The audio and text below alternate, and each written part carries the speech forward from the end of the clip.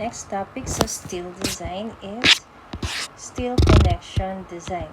Steel connection design and detailing is the process of figuring out how to connect steel parts like beams, columns, and braces so that they can hold loads, stay strong, and not fail, using different connection methods like bolts, welds, and other fasteners.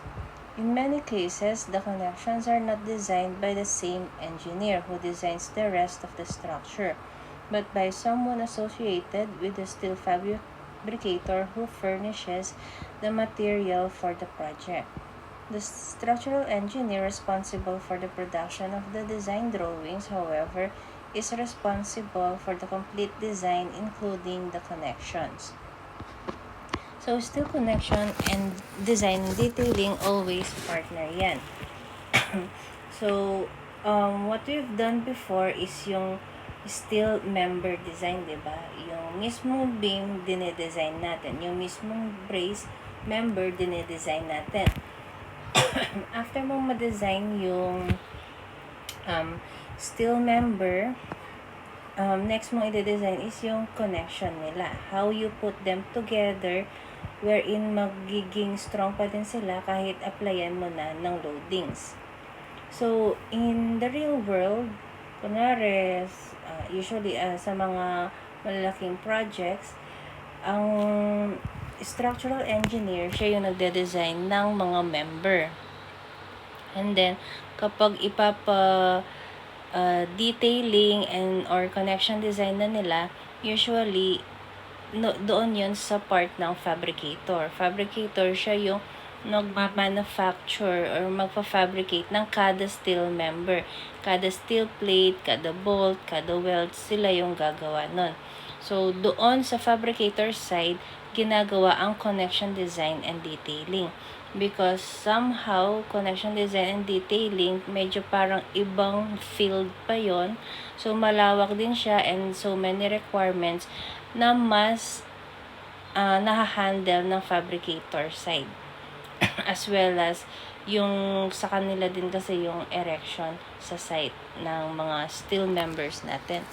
So, malaki yung kinalaman nung manner ng pag-erect mo doon sa site, doon sa fabrication na kung saan yung structural design or yung member design medyo hindi na nila hinahandle.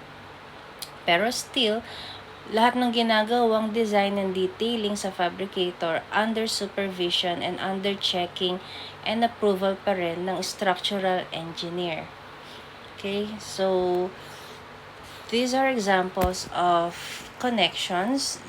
The one on the left is the beam to column example of connection. So, ginamit nila dito is an angle or can be a double angle bolted on the beam, bolted on the column flange then. And then on the right side is an example of a splice column connection. So, dalawang pirasong column ito, top and bottom. So, ito yung ginamit nilang way to connect it. May web plate and may flange plates. So, bolted din. So, both on these pictures, puro bolted na ginamit. Pero there are ways also na pwede kang gumamit ng welded connection sa mga ganyan. Next is brace connections. So, you can see yung brace natin, mga braces natin. They are connected to a gusset plate. So, this is the gusset plate. Ito yung gusset plate. And then, ito.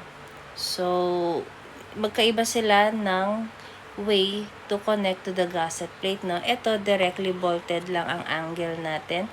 Itong rectangular hollow section, welded muna siya sa isang plate and then saka gumamit ng flange plate para makonect siya doon sa gusset plate. So, iba-iba yung manner of connection, kada type of steel natin. Iba yung para sa hollow section dun sa angles. Kasi, iba yung cross-section Okay, and then, next, meron tayong gusset plate to the beam. So, usually, naka-welded sila. Ito, welded. And then, yung gusset plate to the column, angle ang ginamit. And then, welded siya sa gusset, bolted sa column. Here naman, it used an end plate. So, welded yung gusset plate sa end plate. And then, bolted yung end plate doon sa column natin. Okay? So, iba-iba ang pwedeng combination ng welded and bolted. This is an example of a truss connection. So, yung web members natin or yung parang braces natin, welded siya sa gusset plate, and then yung gusset plate welded sa top cord mo. And then at the bottom, same then, welded ng mga web members or yung braces to the gusset, and then welded yung gusset sa bottom cord. And then dito sa end connection nila, they use a combination ng welded and then bolted.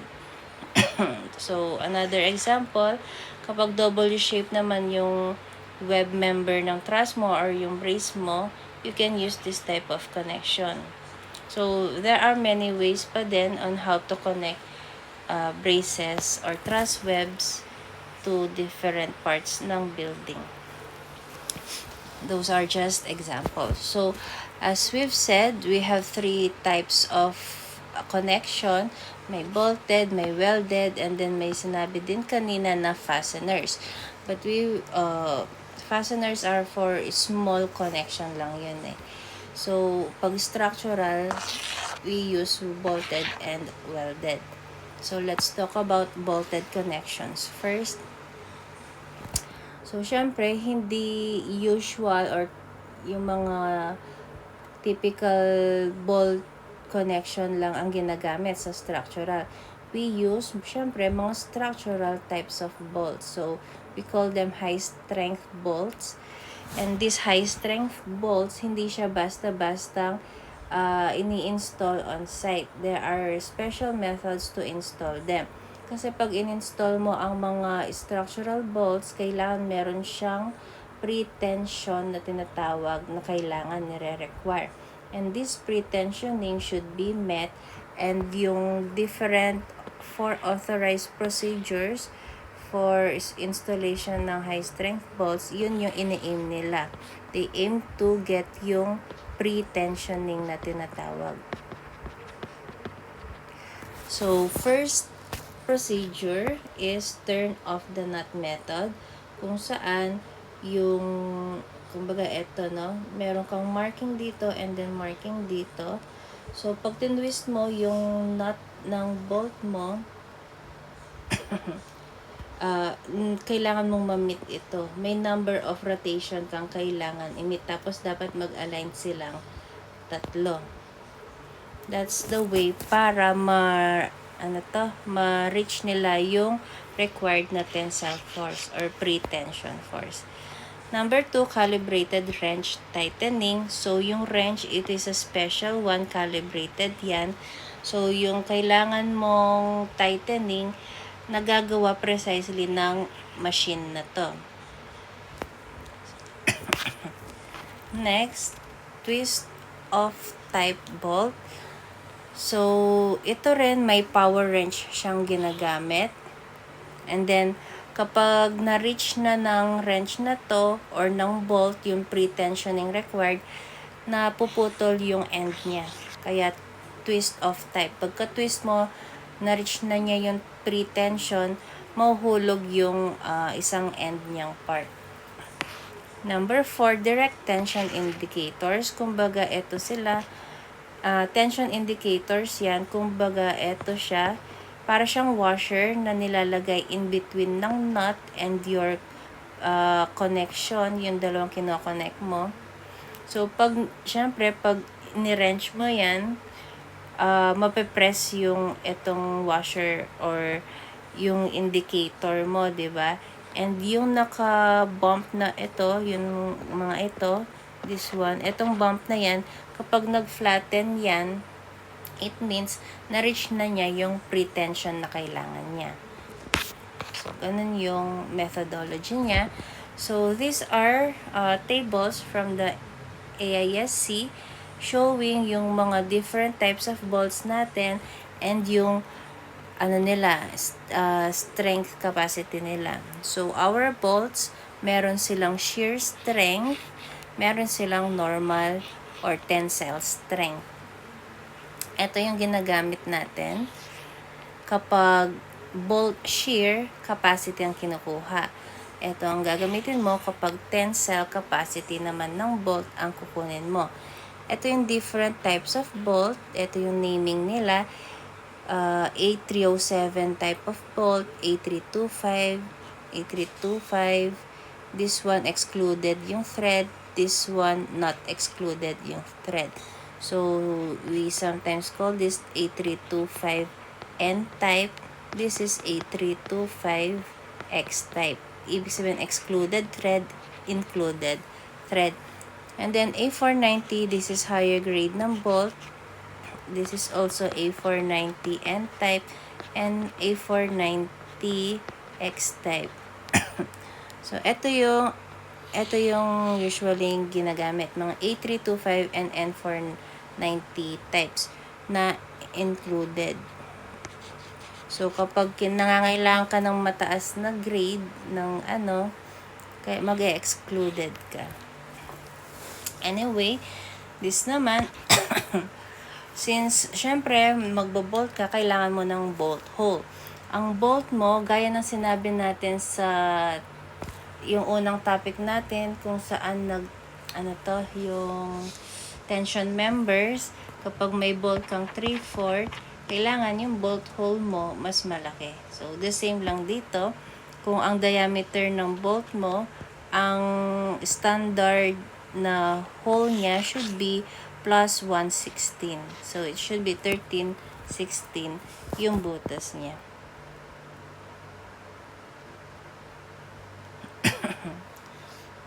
So, ito in inches. This one is just in mm. So, next, this table is for the edge distances. Ibig sabihin, kapag may plate ka or yung tension member mo is ito, and then ito yung bolt hole mo, meron kang minimum na edge distance na kailangan i-reach. Edge distance yan, edge distance din ito. So, ito yung minimum nila. Kunwari, naka 3/4 bolt ka, ang minimum edge distance mo is this one. Sa sheared edges ang tirating na. So, next, this one naman, this is in mm lang. Inches. But same function ng table. So, eto mga increment lang to. So, wag mo na yan.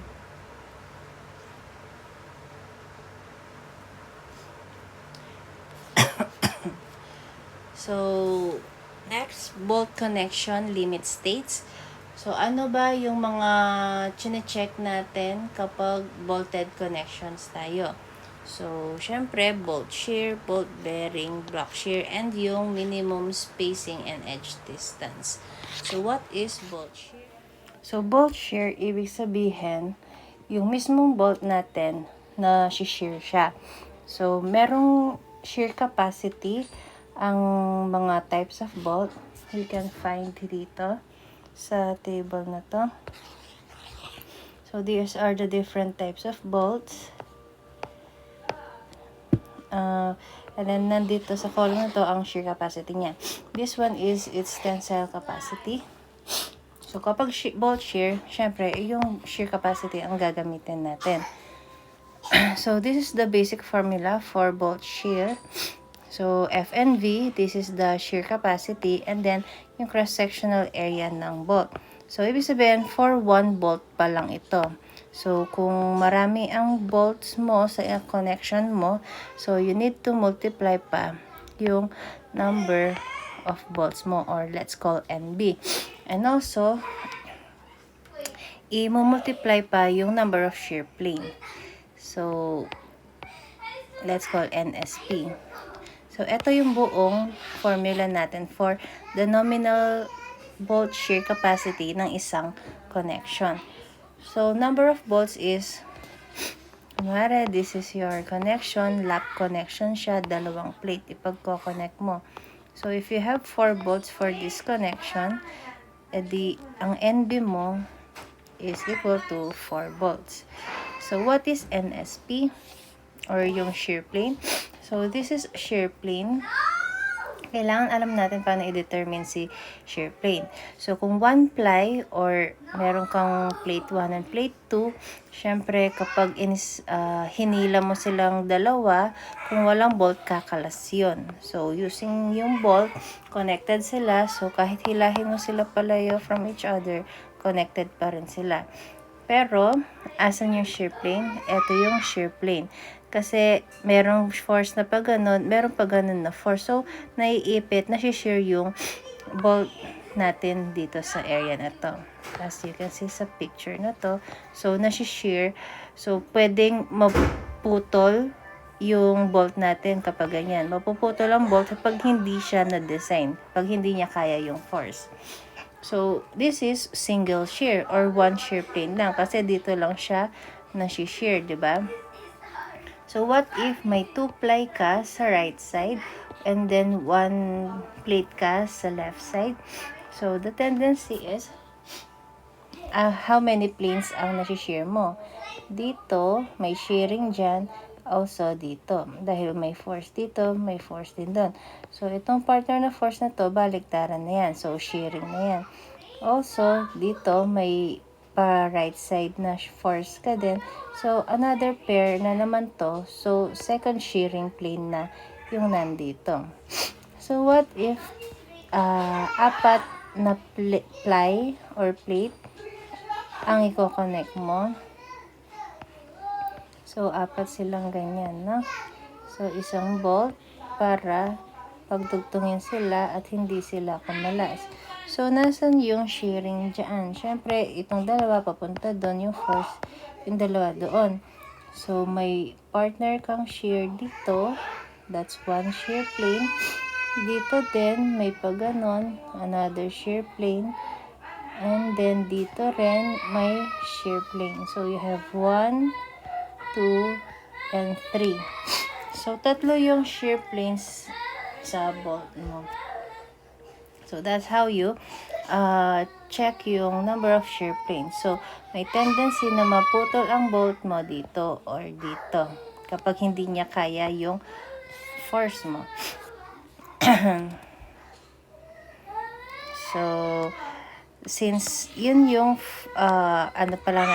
formula natin for the nominal bolt shear capacity for the whole connection. Kapag pinultiply mo yung number of bolt at shear planes. So, nominal pa lang yan, you need to have yung mga factors para makuha ang allowable capacity or let's call RA for the ASD. ASD to. So, magiging equal to RA equal to your RN over omega. So, for LRFD, to get yung ultimate capacity in bolt shear, that let's call RU, is equal to yung factor mo times your RN. Okay? So, let's have an example. Determine the shear strength of the connection below. So, for the connection, for the whole connection na. So, yung pinagkunan ko nitong problem na to sa book, ang kinuha lang nila ay per bolt. So, ito makikita nyo dito, mga per bolt lang siya. So, for us, dito sa sa version lang na to, let's call yung for the whole connection. Kunin natin yung shear capacity for the whole connection. So, we will multiply the number of planes and the number of bolts. So, letter A, ang bolt na gagamitin is A307. Letter B, you will use group A with threads in plane of shear, or this is what we also call group A. N-type because included yung plane of shear. This letter C is group A na not included. So, we call that X for excluded. So, group A is yung ano to A325, this one. A325 N-type and A325 X-type. So, given naman dito yung mga shear capacity ng kada bolt natin, and given here yung capacity or strength ng mga plates natin. So, since pinag-uusapan ang bolt shear capacity, yung bolts lang ang involved dito. Ang formula natin for Rn is yung shearing capacity ng bolt mo, cross-sectional area ng bolt, the number of shear planes, and number of bolts mo. So, what is our number of bolts? Edi 1, 2. So, may 2. How many shear planes? Shear planes, since isang lap lang sila, 1 lap, ibig sabihin yung cross-section yan is ganyan lang. Nasa baba si gusset plate. So, isang lap lang. Isang lap joint lang. So, ang shear plane mo ay isa lang. Ito lang yung shear plane mo. So, 1 shear plane lang tayo dun. Then, next, ano ang AB natin or the cross-sectional area ng ating bolt? It is, ano ang area? Siyempre, ang cross-section ng bolt natin is circular. So, kung ito yung bolt, ito yung kailangan natin. So, this circular, the diameter is given, it's 3/4. So, ito yung 3/4 inch na diameter ng bolt. So, what's the area of circle? Pi r squared. So, our formula would be, ano ang r ng ating bolt? It's 3/4 divided by 2. Square mo to. This is equal to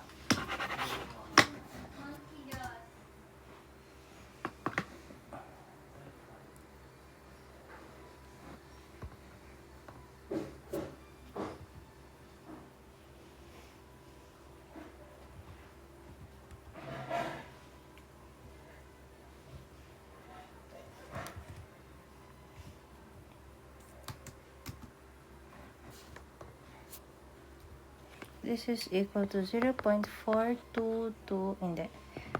442 inch squared. And then our F and V for A307 is 27 KSI. So let us substitute. This is letter A. F and V natin is 27 KSI. Our area is 0.442 inch squared. NSP is 1, NB is 2. So, wala namang conflict sa units. This is both in inches. So, ang answer natin will be in kips. So, how much is this? Times natin sa 27. So, this is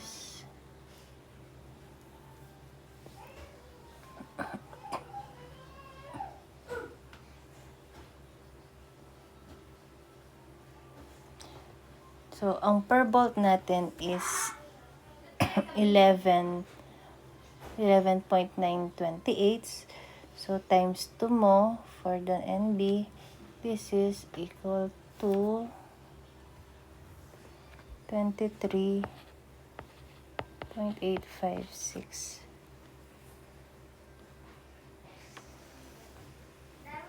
Okay, so that is for letter A. So, RN pa lang yan. For LRFD, RU is equal to, what is our factor? 0.75. So, 0.75 times 23.856 kips. So, this is 17.9 kips. So, for ASD, our RA is 23.856 all over 2. And it is 12 kips. Ni-round off lang na. Ni-round off lang. So, we got the answers. Letter B. So, letter B, we can use the same given. Ang mag-iiba lang is yung shear capacity, shear strength ng bolt natin. So, it will be the same. Rn is equal to FNV, AB, NSP, and NB.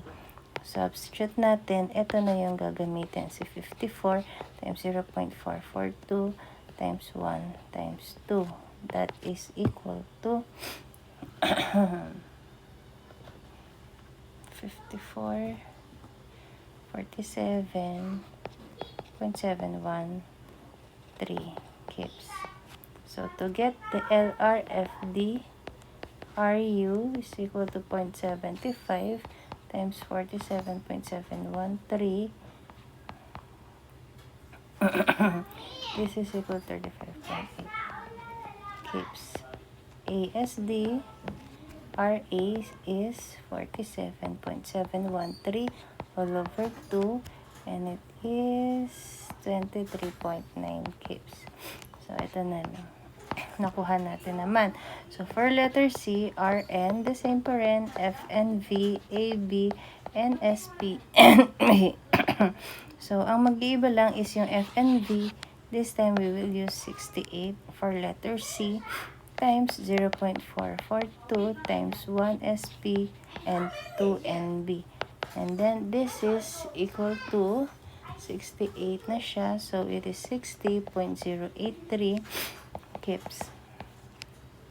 So, for LRFD, FD, this is equal to RU natin is equal to 0.75 times 60.83. So, this is times 0.75. This is 45.062 kips.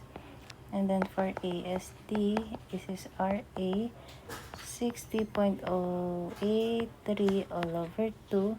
So, let's just say 30 kips. Okay? So, wag mo ng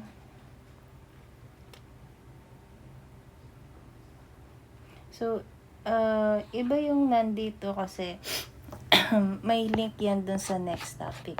So, for this one, we will concentrate sa bolt bearing lang. Bolt shear lang. Ito kasi may kinalaman sa itong part na to. Nilink nila yung bolt bearing. So, wag muna. So, let's concentrate for this number 1 bolt shear capacity problem dito sa bolt shear muna. So, this is how you get yung bolt shear capacity ng isang connection. So, next na i-check or limit state is the bolt bearing. This is the failure mode. So, next, bolt bearing capacity. This is a failure mode resulting from excessive bearing causing shear tear out. So, bolt bearing happens, syempre, kapag hinila mo ang plate mo, example, you have plate 1 and plate 2, pag hinila mo sila, para hindi sila kumalas, kailangan sumandal, kumbaga, nagbe-bear dito, nakasandal dito yung bolt natin. So, ibig sabihin, kailangan itong part na to is strong enough para ma-handle niya yung stress, para hindi siya mag-tear out o mapingas ng ganyan. So, that is bolt bearing. So, the formula to check this bolt bearing capacity ng connection is Rn equal to 1.2 times LC times T times FU. And then, this quantity should not exceed this quantity. Di siya dapat lalampas dyan. If lumampas siya, ang gagamitin mong capacity, imbes na ito is ito. Pag lumampas siya dito. Hindi pwedeng lampasan kasi iyan. So, what is LC? LC is equal to LE minus H2 kapag yung bolt mo is katabi ng edge distance like this one. So, LE is yung from this center ng bolt up to the edge. This is LE. Then, to get LC, which is what we need dun sa formula, you need to minus this half ng bolt. This is 1/2 ng bolt hole, diba? So, eto si LC. Yung edge distance na wala na tong half ng bolt hole. Now, what if yung bolt mo, example, meron ka pang isang bolt dito. So, hindi na niya edge distance to. Hindi siya dito naka-bear. Naka-bear ang bolt na to, ang second bolt dito. Ito, dito siya magbe-bear. Ito ang dadala sa kanya. So, ibig sabihin, nandyan yung LC niya. At kapag ganyan ang case natin, nandito yung LE. This is yung LE niya, which is actually the spacing. Kaya LC is equal to, ito yung LC natin. LC ay nandyan. It is S minus yung half ng bolt hole dito and another half ng bolt hole dito.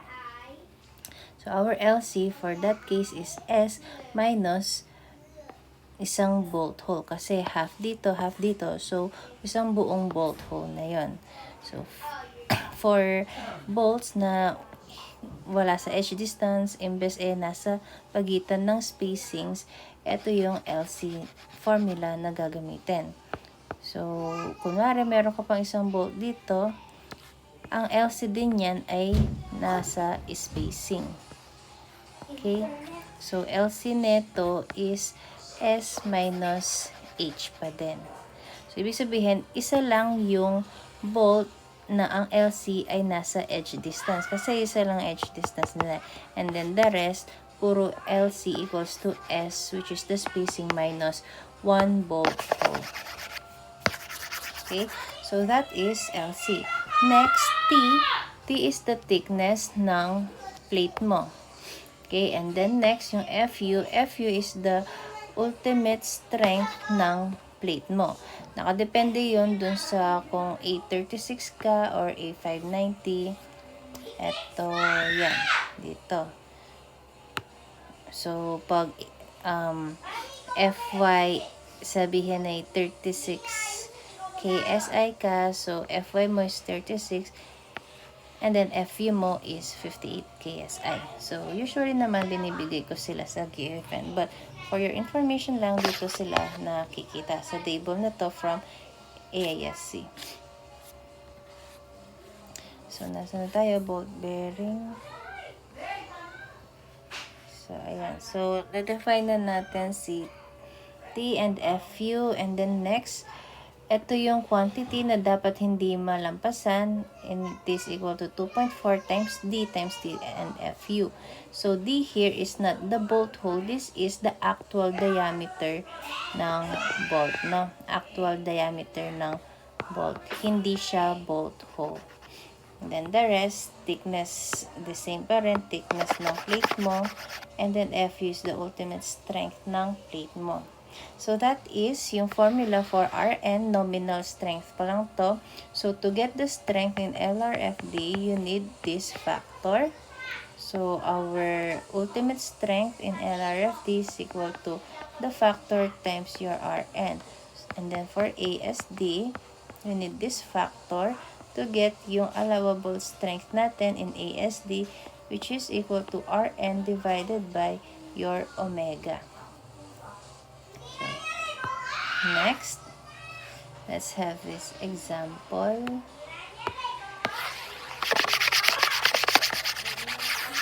So, this is the case or this is the problem kanina sa bolt shear.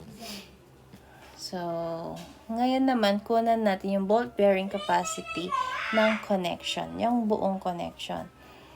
So, ano ang formula natin for bolt bearing?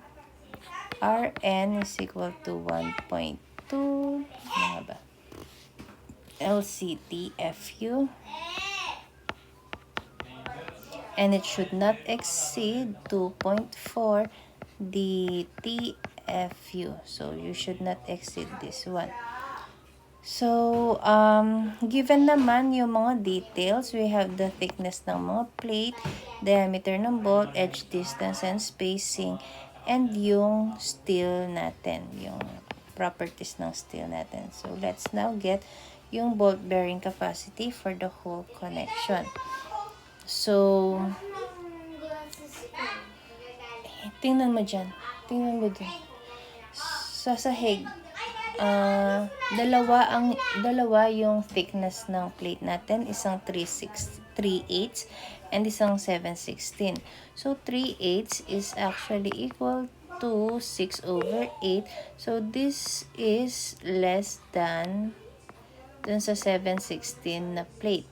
So, since kung titingnan nyo dito, ito ang edge distance ng gusset plate, ito ang edge distance ng plate. So, parehas silang 1.5 inch ang edge distance. Same din ng diameter ng bolt holes, and then same ang grade nila na A36.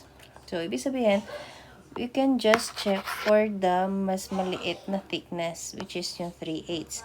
And then, applicable na din yung strength nito dito. So, mas conservative naman. So, isa na lang yung check-in natin ng bolt bearing capacity. Si 3/8 na lang. So, let's check. Rn, our LC. Ibig sabihin, dalawa yung LC natin. Kasi merong tayong bolt na katabi ang edge, and then there's another bolt na katabi ay spacing. So, meron tayong LC1, meron tayong LC2. So, ano ang LC1 natin? Yung malapit sa edge. That is yung edge distance minus 1/2 ng bolt hole. And then, dun sa bolt na malapit sa spacing, it is S minus H. Ayan, no? So, since 3/4 ang diameter ng bolt, ang bolt hole natin is 1/16 bigger. So, diameter of bolt is 3/4 inch. So, the hole is 3/4 plus 1/16, and that is 13/16 inch. So, let's now answers. Teka lang, transfer ko lang to. At ayaw. Okay, so this will be equal to, ano yung edge distance? This 1.5 minus 1/2 ng bolt hole, which is 13/16. How much is this? Then this one, ano ang spacing natin? It is 3 inches minus SH, which is 13/16. So, anong value ng dalawang to?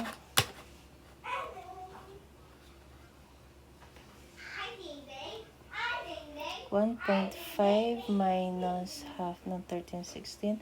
This is 1.094 inches, and this 3 minus 13/16 is 2.188 inches. So, yun yung LC1 and LC2. So, ngayon, kunin na natin ang RN. Ay, what happened? So, meron tayong RN1, which is equal to 1.2 times LC1, which is 1.094 times thickness na 3/8 times FU, which is 58 KSI. So, everything is in inches and kips. So, okay yung units natin. So, how much is that? And then, next, meron tayong RN2, and it is equal to this one. Then, 3/8 din ang thickness, and FU is 58 din. So, how much ito? 1.2 times 2.188, 3/8 times 58.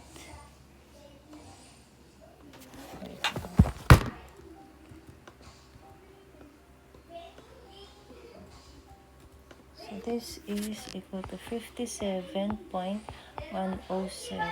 kips. Ay, mali. Sa baba pala to.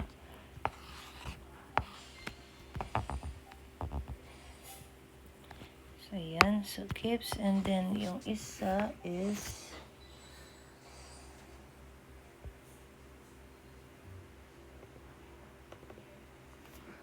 1.094 times 3/8 and 58. This is 28.553 kips. So, yan yung bolt. RN1, yung bolt bearing na kaya nito. And then, RN2, yung bolt bearing na kaya ng second bolt. So, to get yung bolt bearing ng dalawang bolts na to, edi add natin sila. Rn is equal to 28.553 plus 57.107. That is... Ay, teka. Di mo pa pala i-add.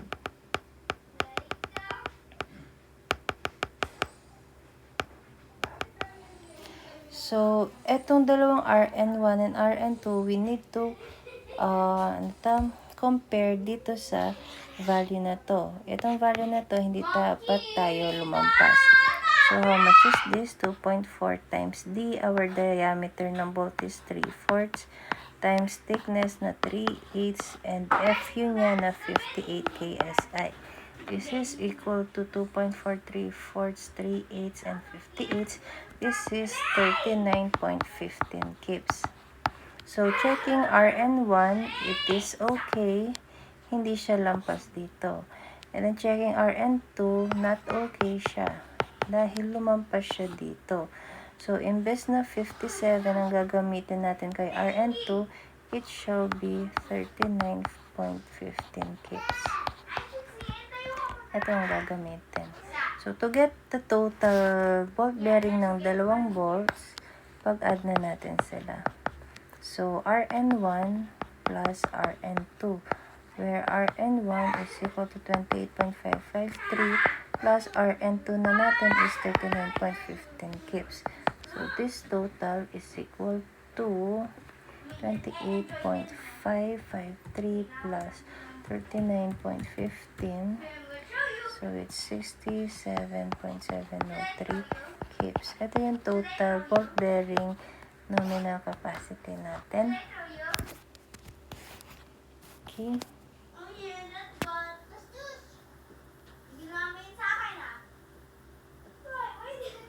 So, that's for the total, no?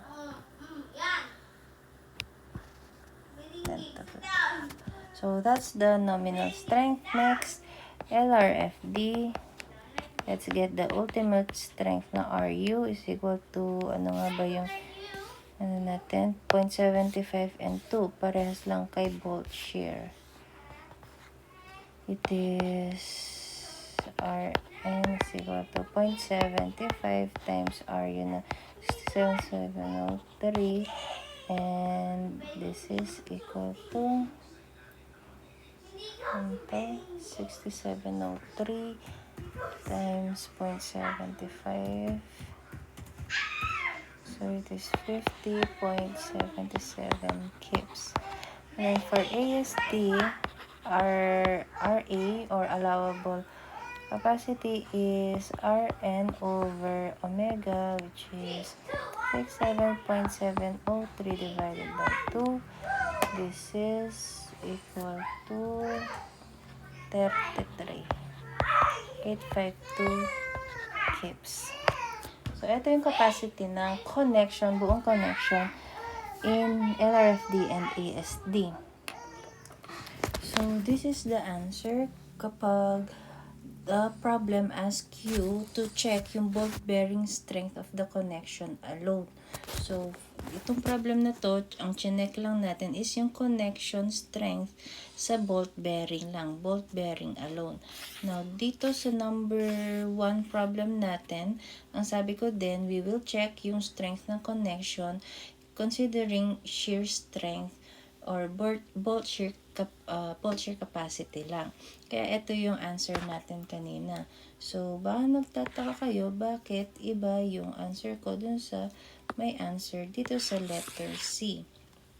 Kasi nga, sabi ko, may consideration kasi itong mga to dun sa next topic which is si bolt bearing nga.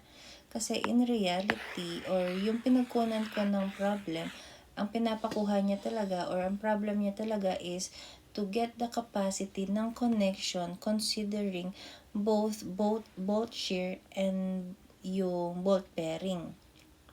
Okay? So, kinonsider nga yung next topic gaya ng sabi ko.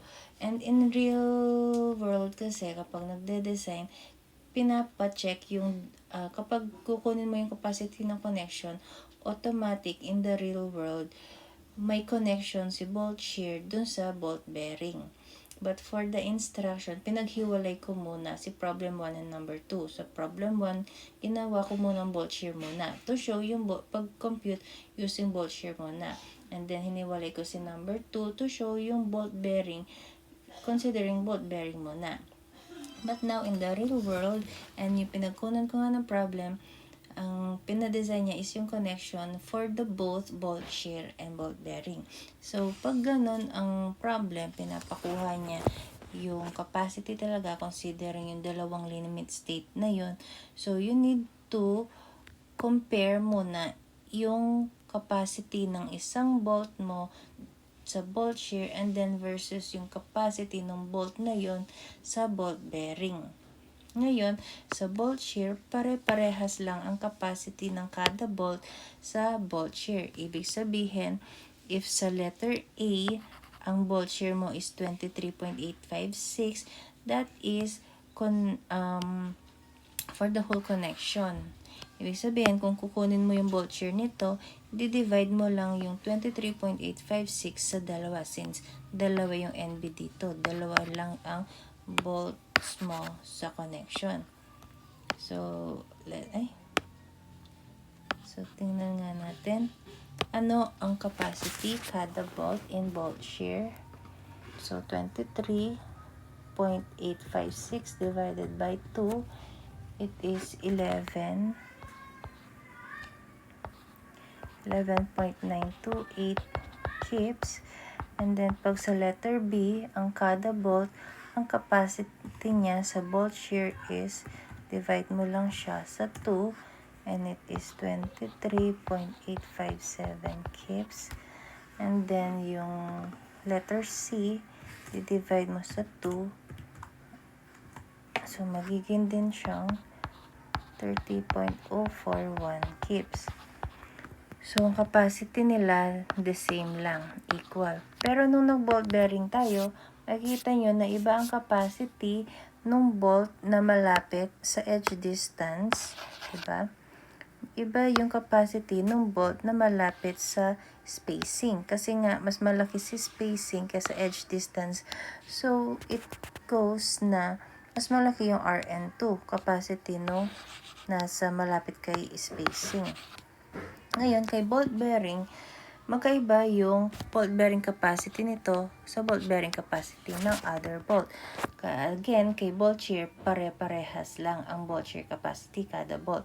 Ngayon, para makuha ang capacity ng connection, considering itong dalawang limit state, we need to compare yung dalawang capacity ng bolts. So, let's draw yung bolt nga, yung connection dito.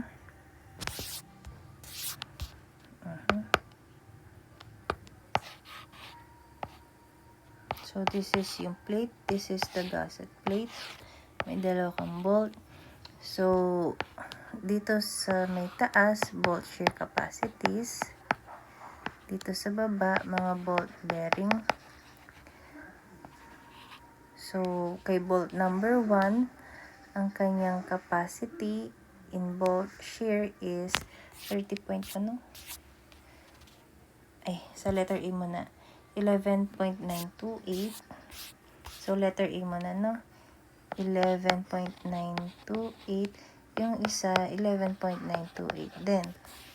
Ngayon, itong sa bolt bearing, kahit ano yung grade ng, kahit ano man yung grade ng bolt mo, basta isa lang yung diameter size niya, pare-parehas na yung bolt bearing mo.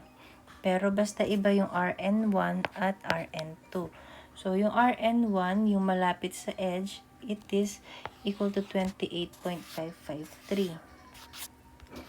So, 28.553. Yung malapit sa spacing, it is 39.15. 39.15. So, nominal muna yung ginagamit natin, no? So, this one is considering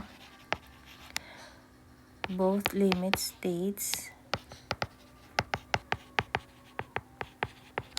in bolt shear and bolt bearing. Ganun. So, for letter A ito, kung saan ang bolt shear is ito, and then bolt bearing ito. So, paano natin kukunin yung volt capacity or capacity ng buong connection? So, ipag-a-add natin. So, ito yung volt number 2, ito si volt number 1.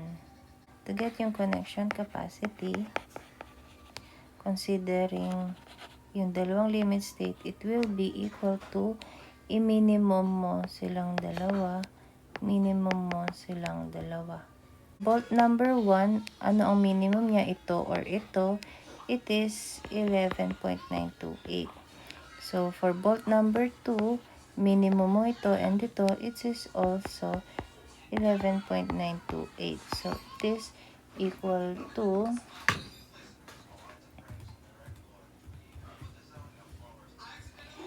si 23.856 kips. Ito yung connection capacity. Kaya makikita nyo dito, ito lang yung si 23.86 lang din. Kasi nag-govern sa both volts yung 11.928. So, ito lang din yung nag-govern. So, saka mo kukunin yung LRFD, ASD niyan. So, LRFD, so ito na din yun. Hindi ko na isusulat ulit, no? Since itong nag-govern, ito yung LRFD mo, so you get this one. And then, ito yung ASD mo, so you get this one.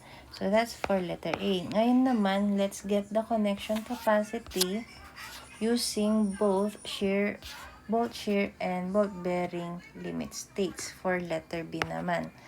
So, kada bolt sa letter B, ang shear capacity is 23.857. So, dito natin isulat.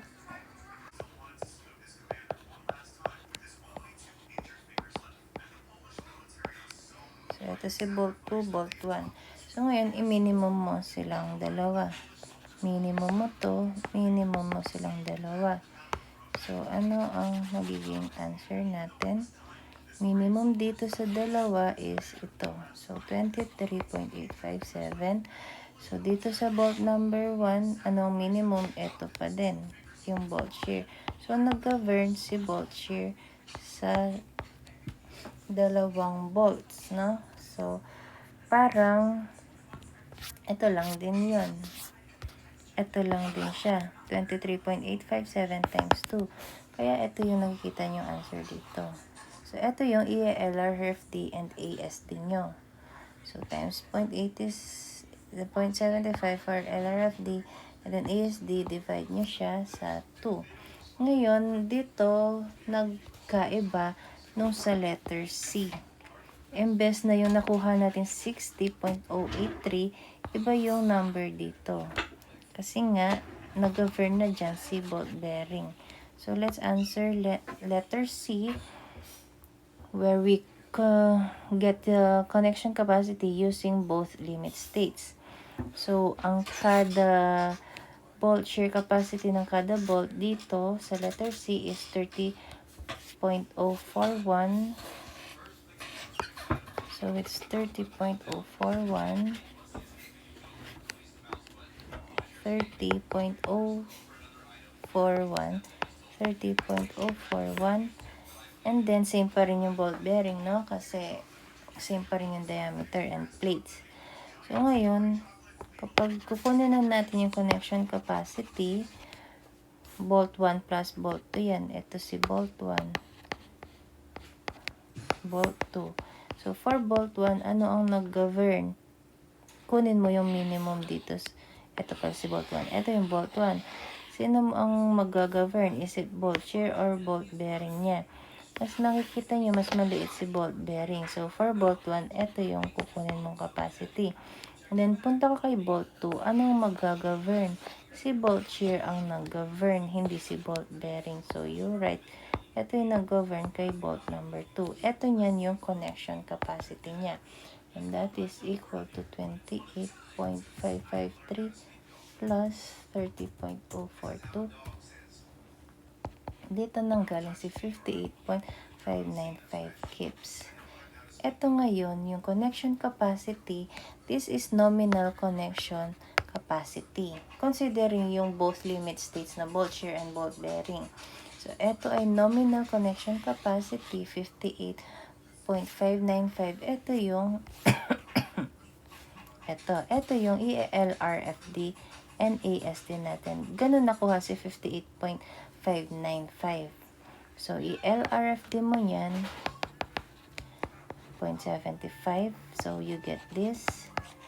That's the ultimate capacity. And then, sa ASD, ito, divide mo naman siya to, you get yung allowable capacity. Okay? So, ganun nakuha si 58.59. Kapag the problem wants you to get the connection capacity considering sa bayan si bolt shear limit state and si bolt bearing limit states. So, yun pa lang yung unang dalawang limit state. Third limit state natin is block shear capacity. So, block shear capacity is yung rupture ng plate mo or nung member mo by block shear. Isang block siyang makakalas dun sa connection. So, ibig sabihin, this failure is a combined ng shear and tension failure. So, isang buong segment yung matitear out sa member or sa plate mo. So, ito yung formula natin for block shear capacity, 0.6 times FU. FU yung ultimate strength ng plate or member times ANV. ANV means yung shear area. Kasi nga sabi natin, block shear is a combination of shear and tension failure. So, makikita nyo sa formula, meron kang shear area, meron kang tension area. Okay? So, so next, plus mo, UBS, this is a factor. Factor considering yung tension. This considers kung nasa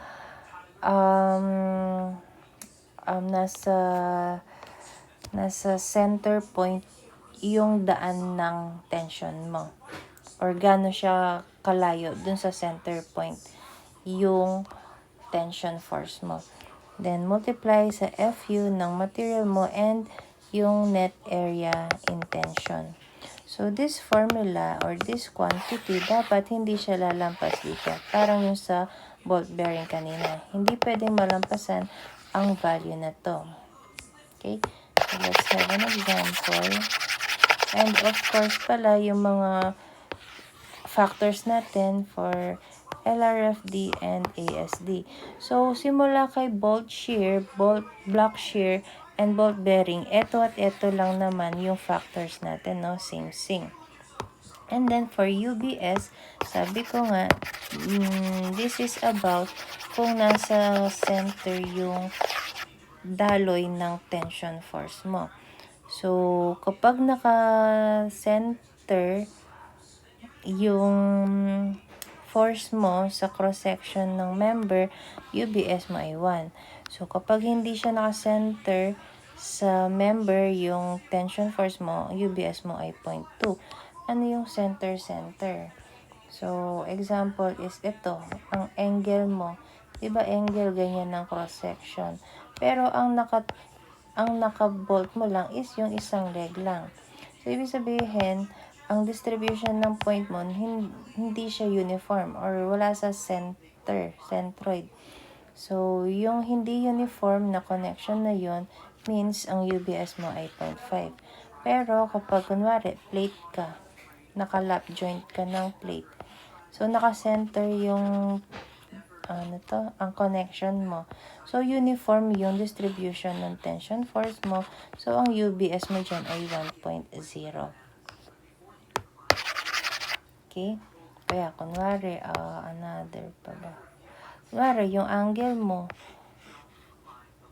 nakakonekto.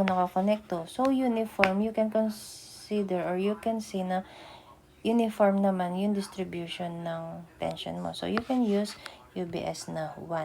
Pero kung one leg lang connected, non-uniform yun. So, UBS mo is 0.5. So, ano naman si A and V? Sabi nga natin, this is yung shear area. Net shear area. Ibig sabihin, area, net, mina-minus mo yung bolt holes dyan. So, A and V, kung ito yung force mo, yung tension force mo, or applied force mo, asan yung nag-shear area? So, ito yung shear area dyan. Kasi parallel siya dun sa force, no? So, this is your shearing area. Etong section na to. Kung titingnan nyo. Then, ito yung mga butas. Ito yung butas na isa. Ito pa. So, this is your A and V. Shearing area. Then, kunin mo yung length na to. And then, minus mo yung bolt holes.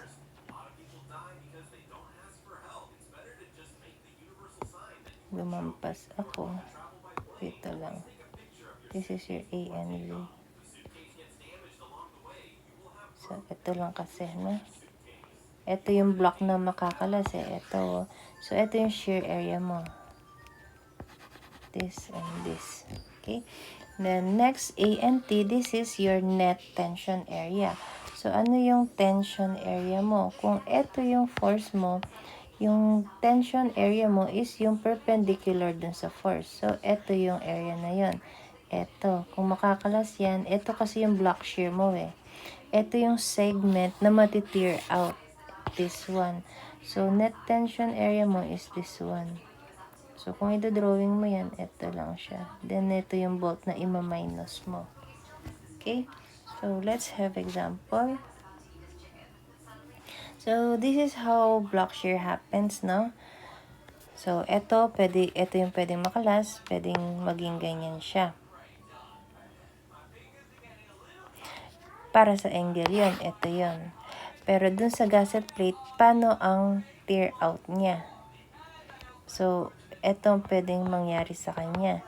Kapag 2 bolt lines, no? Isang bolt line lang nalagay ko. Pero kunwari, 2 bolt line lang. Ito yung block shear niya. Ito yung pwedeng makalas. So, what if naman ito, plate siya. Figure number 2, may plate. Anong pwedeng kalas ng plate? Ito. Ito yung block shear niya. At anong pwedeng maging kalas ng gusset plate? So, ito yung block shear niya. Similar lang doon. No? Ito na, lagay ko 1 bolt line lang dito. Eh. Pero kung 2 bolt line yan, ito ang kalas niya. So, how about dito naman? Ang pwedeng block shear ng channel is ito. And then, yung gusset plate mo, same lang dito din. And then, dito, paano ang block shear ng plate? Ito yung plate sa taas. So, block shear ng plate, madaming pwedeng block shear ang plate sa taas. Ito yung plate sa taas, no? So, pwedeng block shear niyan is pag ganyan. Ito yung makakalas. Or pwedeng ganyan ang block shear niya. Ito yung makakalas. So, how about yung double shape? Paano ang block shear niya? Isa lang yung posibleng block shear ng W shape. Ito yung web niya sa gitna. Pwede yung block shear is ito. Okay? So, for this one, ito yung block shear ng plate. Then, for this one, ang block shear niya is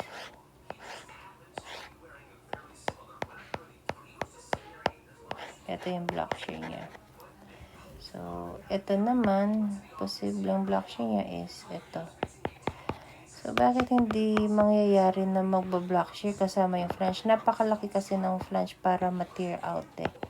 So, posibleng mag-tear out lang is yung sa web part. Okay? So, ganun yung block shear niya. So, example na tayo ng block shear. Again, ano yung formula natin? Mahaba-haba. 0.6 FU ANV plus UBS FU ANT. Okay. That's right. It is 0.6 FU ANV plus UBS FU ANT. Then, may i-compare tayo mamaya. So, let's compute the block shear. Compute the block shear strength of tension member below. Holes are 7-inch, 836 ang steel, ASD, and LRFD. So, ito yung steel natin. Ito yung FI and FU. So, 3 bolt rows. Ito yung mga dimensional spacing and edge distance. So, ito yung size ng angle. It's a 3.5 by 3.5 by 3/8. So, ito ay 3.5. This is 3.5. Thickness is 3/8. Uniform yan sa dalawang leg. So, let's answer. Ano ang posibleng block shear niya? Siyempre, ito yung block shear niya. So, since this is a tension member, ibig sabihin, ito yung applied force mo na intention. Nate-tension siya. So, nasa ng A and V, ito yung shear mo. Shear area A and V, since parallel siya sa tension force. And yung perpendicular sa tension force, which is this one, so this is your A and T. Ano ang UBS mo? Since isang leg lang ng angle ang nakabolt, so expect na UBS is 0.5. So, I guess nakuha na naman natin lahat. So, let's compute muna for our A and V. So, A and V muna tayo. Compute natin si A and V.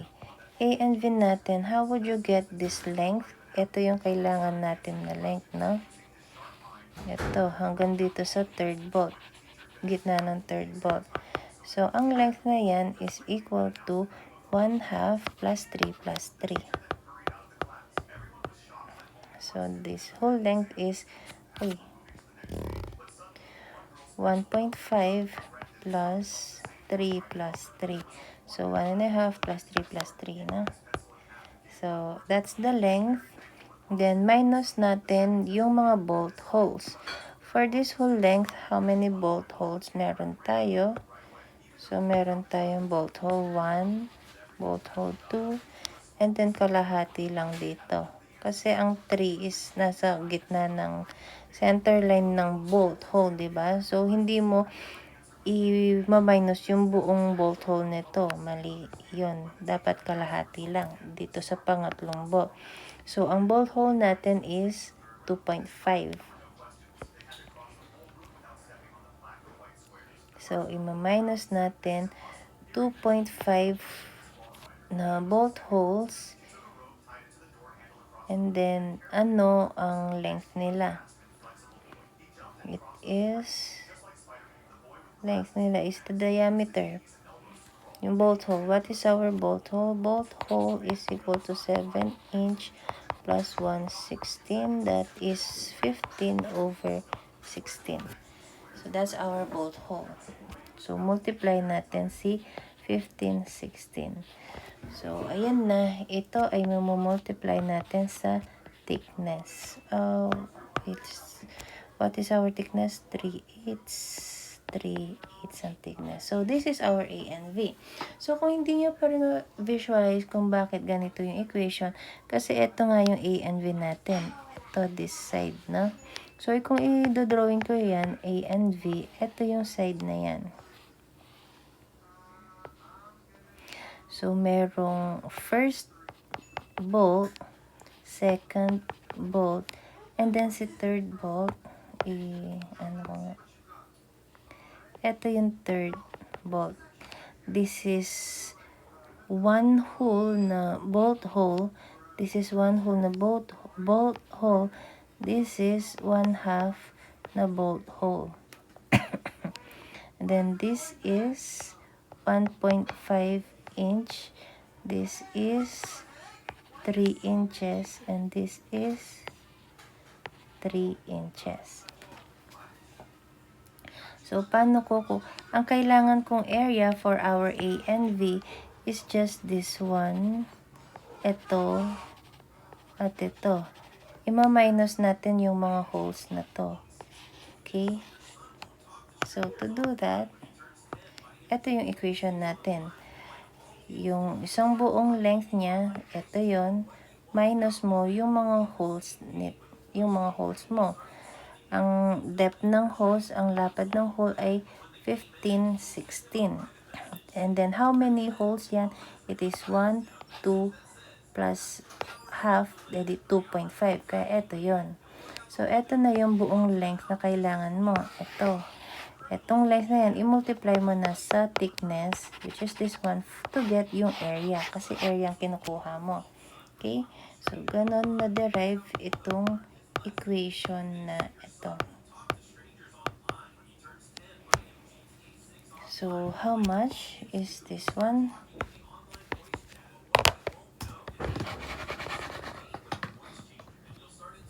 So, it is 1.5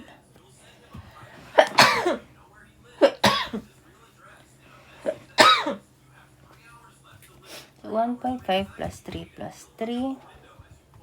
Then, ima-minus natin yung mga holes. So, 2.5 yung holes natin. Times mo sa lapad nila, which is 15 over 16. So, that's the length. I-multiply ngayon natin ito sa thickness.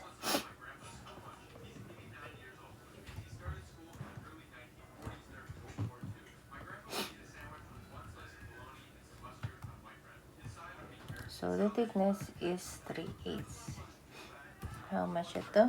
It is 1.934 inch squared. So, area yan. Next, ano ang ANT natin? This is our ANT. Kung idodrawing ko yan, ANT is this one. Ano tong length na to? We need this length. That is, meron naman tayong leg ng ano, no? Alam natin ang leg na ito, it is 3.5.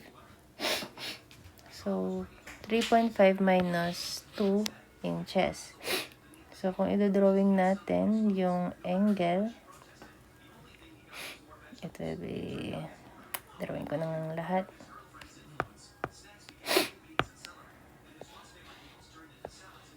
Ito yung angle. Ito lang yung kailangan ko. This part lang, di ba? So, ima-minus ko to. Alam natin ang buong leg ng angle, it is 3.5 inch. And then, from this measurement, yung 2 inches, that is measured dito sa gitna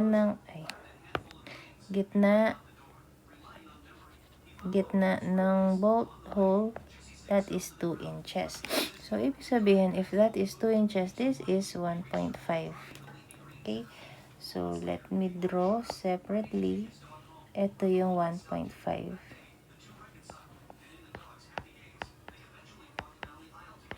Ito yung 1.5. But this 1.5, may kasali pa siyang kalahating bolt hole.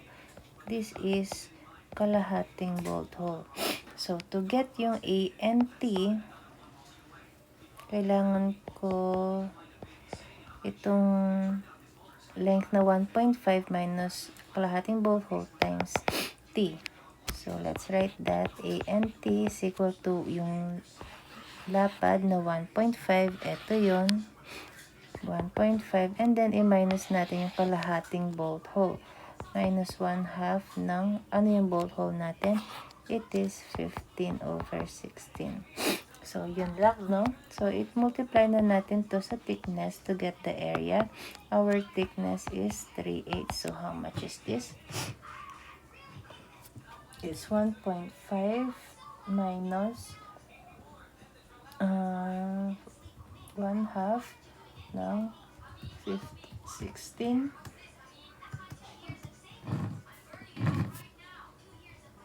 Multiply natin sa 3/8. 3/8. Ay, 7/8. Hindi. Yeah, 3/8. Okay. Maliit lang siya. It is equal to 0.387 inch squared. So, now, substitute na natin siya dito sa equation. So, 0.6. F yun natin is 58. A and V is 1.934.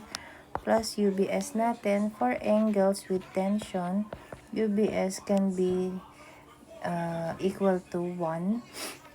So, per AISC na to, kumbaga na-experiment na nila na kahit one angle lang ang connected sa isang angle, we can use and we can safely use UBS na 1. So, for other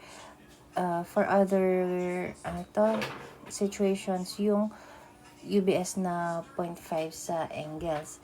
So, nakalagay naman sa AISC kung kailan mo pwedeng gamitin yung UBS na 1 na non-uniform. So, stated sa AISC. So, gaya nito, for angles, isang angle lang, yung isang leg lang yung connected. So, UBS can be equal to 1 nga daw. So, let's use UBS na equal to 1 and 58 is FU natin and ANT is 0.387. This is equal to nasan na? 0.658 0.934 plus 1 58.387. This is equal to 89.749 kips. And then, i-compare natin siya sa how much yun? Okay. I-compare natin to sa 0.6 FYA GV plus UBS FUANT. So, AGV, this is yung gross area na shear, gross shear area, kaya GV, gross shear. Kung ito yung A and V, we can get yung AGV dito, the gross area shear, kung saan ito din yung 1.5, 3, and then 3, then hindi mo i-consider yung whole. So, gross nga kasi kung kukunin natin. And then, thickness na. So, AGV, dito ko na lang ilalagay. It is equal to 1.5 plus 3 plus 3 times thickness na agad. Okay? So, how much ito? It is 2.813. So, substitute natin sa equation. Fy natin is 36. AGV is 2813. Plus UBS na 1, FU is 58, ANT is 0.387. So, how much is this?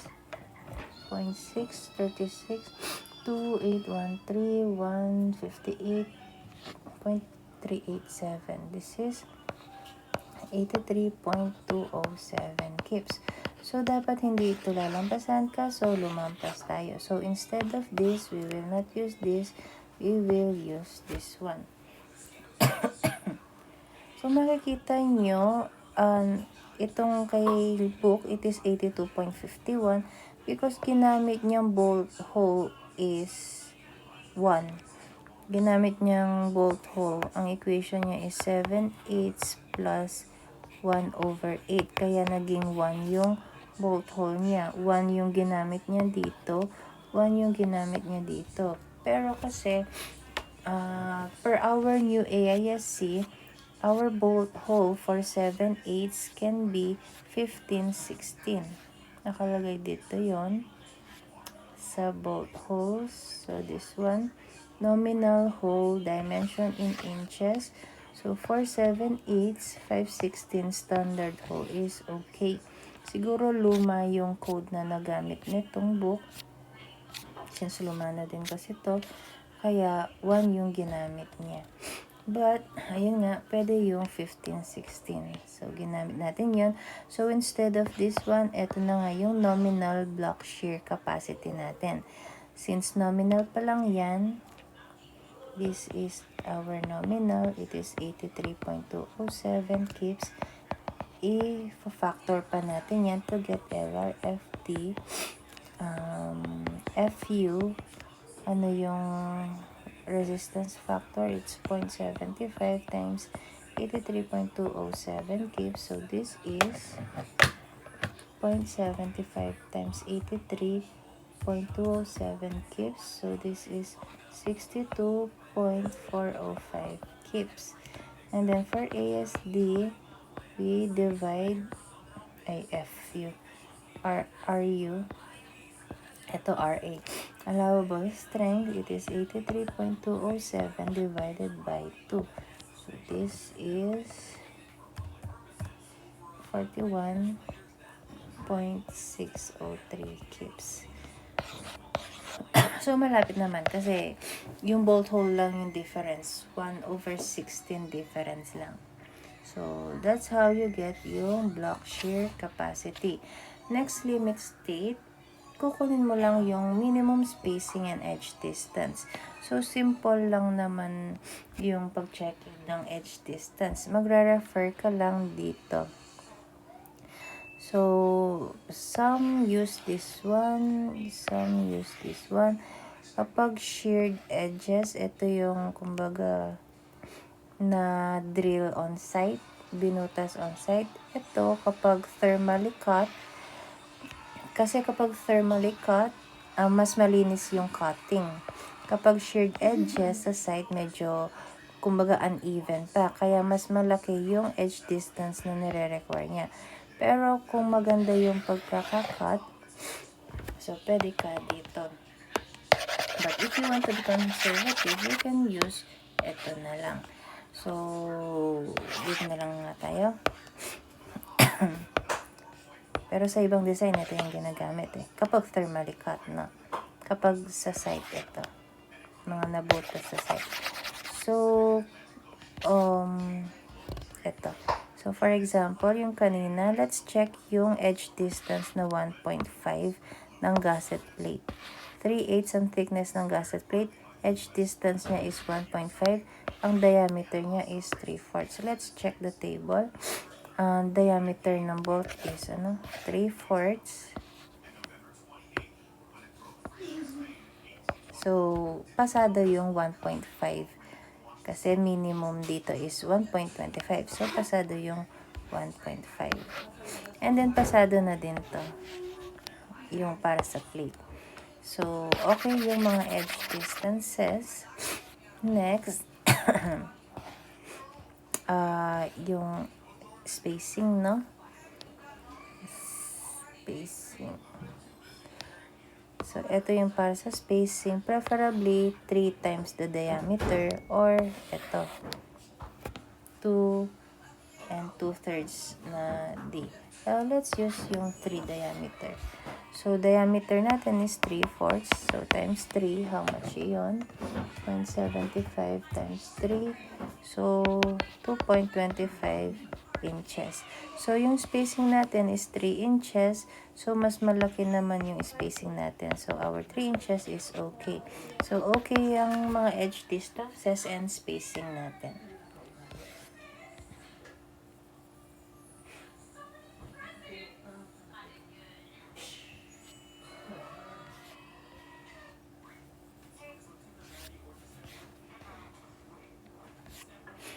So, yun yung para mga limit states natin for bolted connection. Kapag bolted connection. Next naman is may welded connection.